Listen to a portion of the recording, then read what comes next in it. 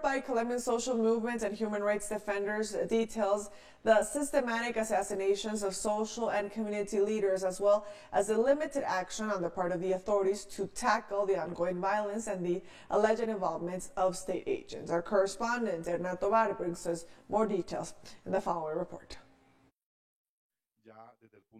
The Institute for Development and Peace Studies presented a report revealing the systematic violence against and assassinations of social leaders and human rights defenders.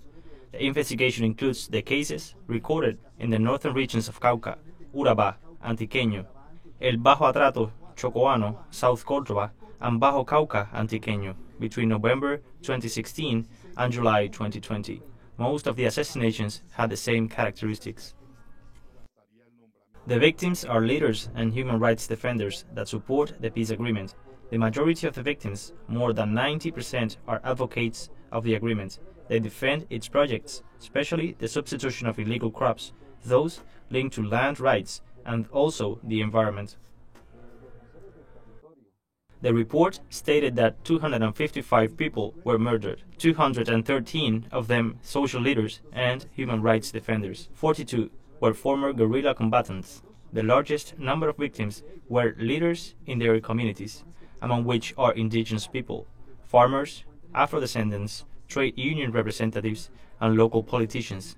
The situation is further complicated by the lack of results in the investigations by Attorney General's office and its reports questioned by these organizations.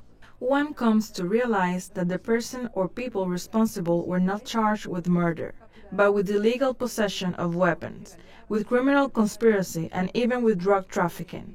So there is no connection between what is being done about these homicides and what the legal authorities are actually doing.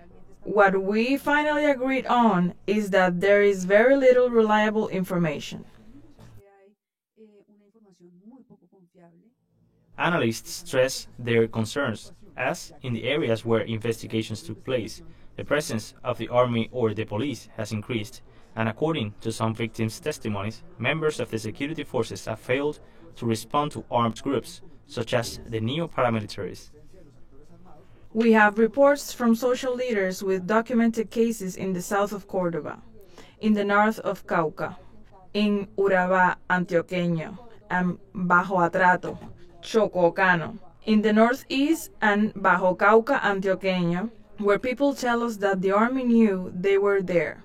The police force knows that this area is controlled by the Gulf Clan, and some leaders told us that their actions were very similar to those of the paramilitaries, because there are leaders who survived this violence, with a record of encounters, the warnings and prohibition, and the intention of controlling their daily lives.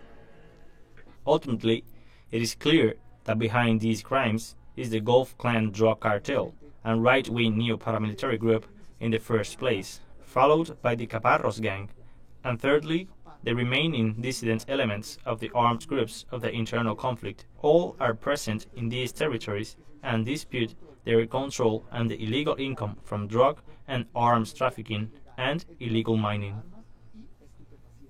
Hernán Darío Tovar, Telesur, Bogotá.